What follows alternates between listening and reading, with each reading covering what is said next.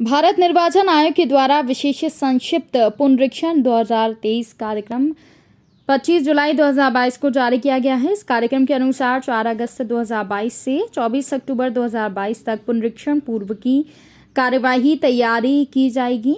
दिनांक 9/11/2022 को voter list का प्रारंभिक प्रकाशन किया जाएगा। इसी दिनांक से 8 तारीख तक नाम जोड़ने और आपत्तियों के आवेदन प्रस्तुत किए जाएंगे।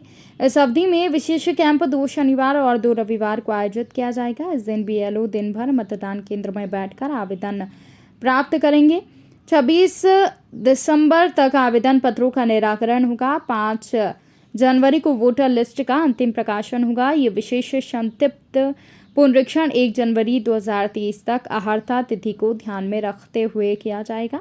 पुनरीक्षण व पुनरीक्षण पूर्व कार्यवाही राष्ट्रीय मतदाता दिवस 25 जनवरी के पूर्व समस्त कार्यवाहियां पूर्ण कर ली जाएंगी, ताकि राष्ट्रीय मतदाता दिवस के दिन समारोह पूर्वक नवीन युवा मतदाताओं को परिचय पत्र का वितरण किया जा सके। पुनरीक्षण पूर्व कार्यवाहियों में मतदान केंद्रों का 1500 से अधिक मतदाता होने पर पुनरीक्षण मतदाताओं की संख्या के अनुसार डेमोग्राफिक सिमिलर एंट्री समाप्त करना, फोटो सिमिलर समाप्त करना, एपिक कार्ड की दोहरी एंट्री समाप्त करना, स्पष्ट फोटो बदलना, मतदाता सूची में सेक्शन का पुनरीक्षण करना ध्यान रखा जाना चाहिए, जिससे कि परिवार के सदस्य एक स्थान पर रहें और मतदान केंद्रों का सत्यापन कर अंतिम रूप देना, फार्मों की छपाई करना और पूरक सूचियों का एकीकरण करना और मतदाता सूची तैयार करना आदि शामिल है।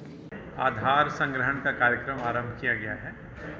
ये 1 अगस्त से 31 मार्च तक चलेगा। इसके लिए दोनों तरह की व्यवस्था है।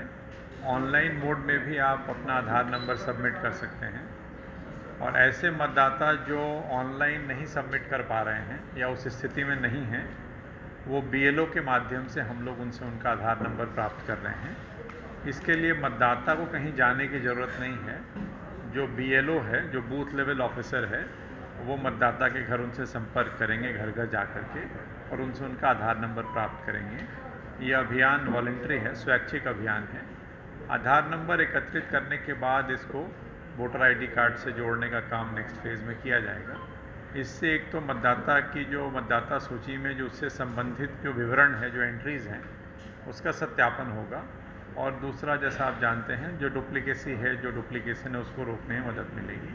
तो एक तो बड़ा कार्यक्रम आज से आरंभ हुआ है। अभी 11 बजे से हम लोगों ने राजनीतिक दलों के प्रतिनिधियों के साथ बैठक करके उनको भी इस पूरी प्रक्रिया से और इसके प्रावधानों से अवगत कराया है। एक अन्य जो महत्वपूर्ण चीज़ आज से प्रारंभ हुई है, जो काफ़ी महत्वपूर्ण है, अभी तक किसी भी साल में 18 साल पूरे होने की जो डेट थी, वो उस साल की 1 जनवरी होती थी। जैसे जिस ईयर में हम बैठे हैं 22 में, तो 1 जनवरी 2022 को जो मतदाता 18 साल का होता था, उसका नाम जुड़ता था। उसके बाद की अवधि में जो लोग 18 साल के होते थे, उनका नाम फिर 1 जनवरी 23 में जाके जुड़ता था। तो एक तरह से लंबा इंतज़ार करना पड़ता था। अब 4 तिथियां हो गई हैं। 1 जनवरी जो पहले से निर्धारित तिथि है, वो तो है ही। उसके साथ साथ 1 अप्रैल, 1 जुलाई और 1 अक्टूबर, इस तरह से साल में इन 4 तिथियों में जो मतदाता 18 साल की आयु को प्राप्त हो रहे हैं, वो वोटर लिस्ट में अपना नाम जुड़वाने के लिए पात्र हैं, और एक बार नाम जुड़ने के बाद उनको फिर वोटर आईडी कार्ड भी मिलेगा। एक और चीज़ जो महत्वपूर्ण हुई है, मतदाता अपना आवेदन, जो वोटर लिस्ट में नाम जुड़वाने का जो उनका आवेदन है, वो एडवांस में दे सकते हैं। मतलब इसका सिंपल शब्दों में बताऊं तो 17.5 प्लस के होने के बाद, 17 प्लस होते हैं आप, एक निर्धारित कट ऑफ डेट है ड्राफ्ट रिवीजन की, तो 17 प्लस का मतदाता भी अपना आवेदन अग्रिम रूप से दे सकता है, लेकिन उसका नाम तभी जुड़ता है जिस तारीख को 18 साल का हो रहा होता है। तो आवेदन देने की सुविधा है, नाम तो स्वाभाविक रूप से तभी